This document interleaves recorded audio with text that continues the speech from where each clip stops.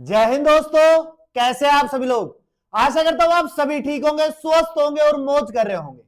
मैं अंकित एक बार फिर से आपके अपने YouTube चैनल वासुदेवा एजुकेशन में आपका स्वागत करता हूं। और दोस्तों, आज मैं आपके लिए फिर से biochemistry unit 4 MSc zoology semester first Rajasthan university के वेरी इंपोर्टेंट क्वेश्चंस लेके आया हूं बेटा, जहां से आपको आपके एग्जाम में इन क्वेश्चन से बहुत सारे क्वेश्चन देखने को मिल जाएंगे, क्योंकि ये क्वेश्चन आपके लिए बड़े किफायती होने वाले हैं। क्योंकि इन क्वेश्चनों का निचोड़ हम निकाल के लाते हैं बड़े बेहतरीन तरीके से, जहां से इंपोर्टेंट निकालते निकालते उन क्वेश्चनों को इतना बड़ा कर देते हैं हम, जो आपके एग्जाम में आने के काबिल हो जाते हैं। तो वीडियो शुरू करने से पहले एक ही बात कहूंगा, वीडियो को शेयर करो अपने दोस्तों के साथ में, क्योंकि आपको भी पता है कि एमएससी का कंटेंट आपको हर कहीं नहीं मिलेगा। इसलिए अपने दोस्तों के साथ में लुत्फ उठाओ वीडियो का, और चैनल को सब्सक्राइब करवा दो, बेल आइकन दबा दो, ताकि नोटिफिकेशन आपके पास में आ जाए। कभी भी वीडियो है तुरंत टन बज जाए और आप लोग उस नोटिफिकेशन को तुरंत देखने के लिए चले जाओ। आज ये भी बड़ा हैरान कर रहा है बेचारा, बार बार में हिल रहा है, इसको पता नहीं क्या हो गया, चुल मच जाती है इसको भी।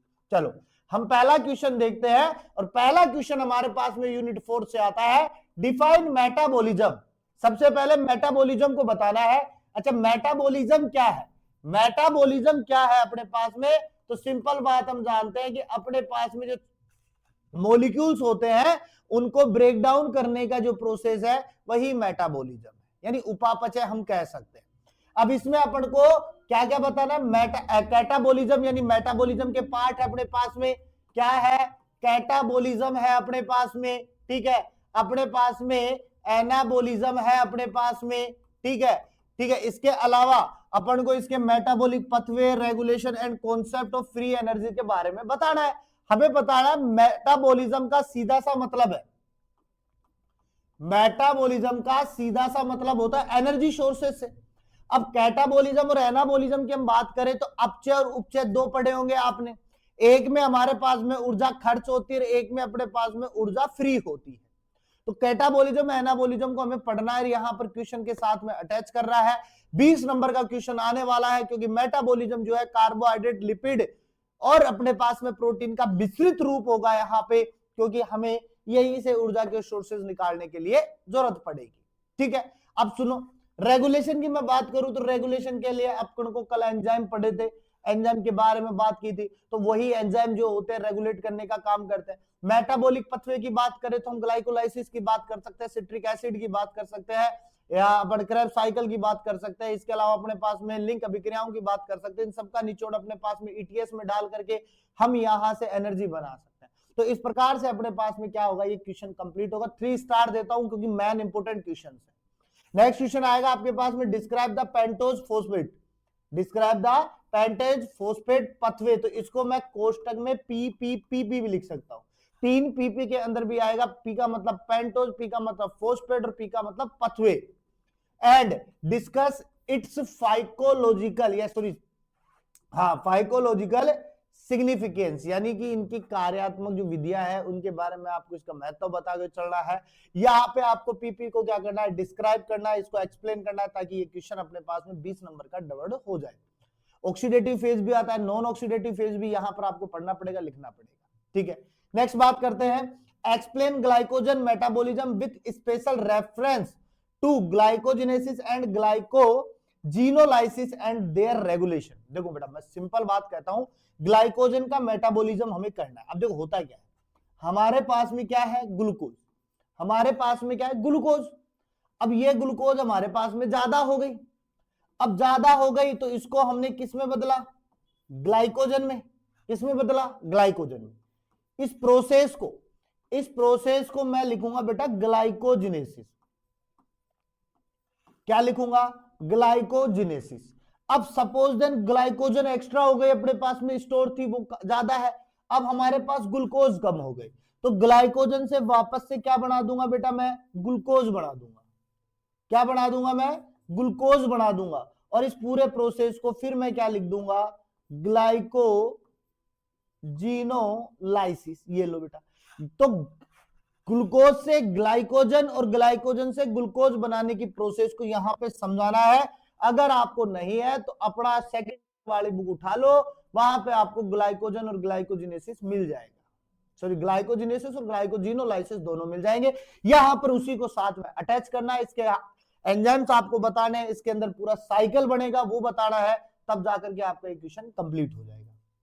इसके बाद में हम बात करें नेक्स्ट क्वेश्चन की, तो नेक्स्ट क्वेश्चन आता है डिस्क्राइब एमिनो एसिड मेटाबॉलिज्म, यानी कि आपको अमीनो अम्ल के उपापचय की प्रक्रिया को समझाना है। यहाँ पे इसमें आपको इंक्लूड करना है ट्रांसमिशन, क्या करना है, ट्रांसमिनेशन, अमीनांतरण वाली प्रक्रिया, विअमीनीकरण वाली प्रक्रिया याद रखो।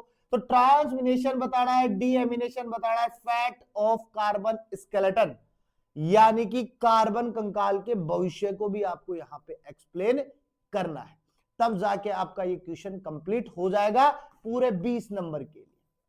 तो ये तो हो गई हमारे पास में 4 बड़े क्वेश्चनों की बात, यहां से 1 क्वेश्चन 2 क्वेश्चन आपके पड़ जाएंगे। अब कमेंट्स की बात करते हैं जो वेरी इंपॉर्टेंट होने वाले हैं, क्योंकि ये चारों के चारों कमेंट्स जो है आपके या तो छोटे में कमेंट्स में या बड़े क्वेश्चन में कन्वर्ट होके आएंगे। तो पहला सुनो ग्लाइकोलाइसिस, यानी ग्लूकोज हमारे पास में एरोबिक या एनारोबिक, वायवीय या अवायवीय रूप से काम करने वाला साइकिल कौन सा है, ग्लाइकोलाइसिस। और ये हमारे पास में पायरुवेट बनाएगा, क्या बनाएगा, पायरुवेट बनाएगा अपने पास में। तो पायरुवेट जो है वो कहां बनेगा, ग्लाइकोलाइसिस में। यहां से हमें क्या मिलेगी, एनर्जी मिलेगी।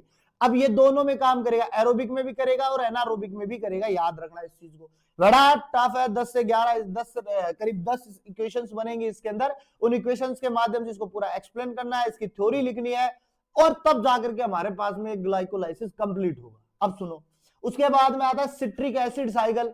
सिट्रिक एसिड साइकिल से आपको याद रखना है क्रेब्स साइकिल, क्रेब्स नामक वैज्ञानिक ने बताया था अपने पास में। ग्लाइकोलाइसिस क्रेब्स चक्कर के बीच में कौन आता है, लिंक अभिक्रिया, और इस सिट्रिक एसिड के अंदर बनने वाला मटेरियल जो होगा वो एसिटाइल को एंजाइम ए होगा, और यहां से हमारे पास में ऊर्जा बनेगी, और उस ऊर्जा को अपन क्या करेंगे, काम में लेंगे। उसके बाद में हमारे पास में आएगा ऑक्सीडेटिव फोस्फोराइलेशन। ऑक्सीडेटिव फोस्फोराइलेशन से आपको ईटीएस की तरफ चलना है, इलेक्ट्रॉन ट्रांसपोर्ट सिस्टम की तरफ चलना है, उसको आपको यहां बताना है, पूरे के पूरे एंजाइमों के कॉम्प्लेक्स को यहां पे एक्सप्लेन करना है। उसके बाद में आपके पास में लास्ट एंड फाइनल कमेंट्स आएगा फैटी एसिड ऑक्सीडेशन, यानी कि वशीय अम्लों के ऑक्सीकरण प्रोसेस को आपको यहां पे एक्सप्लेन करना है। ठीक है, तो इस प्रकार से हमारे पास में 5 क्वेश्चन बनने वाले हैं। इनका एक एक स्क्रीनशॉट ले लो आप पहले, जिससे कि याददाश्ती रहे आपके पास में, ले लो। अब मैं सिंपल सी एक ही बात कहूंगा, कल मिलेंगे शॉर्ट टाइप क्वेश्चंस के साथ में, बाद मिलेंगे अपन एक मॉडल पेपर इसका, तब जाके बायोकेमिस्ट्री अपनी कंप्लीट होती है। तो तब तक के लिए मैं आप सभी से एक ही दरख्वास्त करूंगा कि नया साल आ रहा है, इस बात पर अपने चैनल को फैला दो लोगों तक, चैनल को सब्सक्राइब कर दो, बेल आइकन दबा दो, ताकि वीडियो का नोटिफिकेशन आपके पास में जल्द से जल्द आ जाए। और हमेशा की तरह बेटा मुस्कुराते रहिए, मुस्कुराना जीवन का अमूल्य पल है।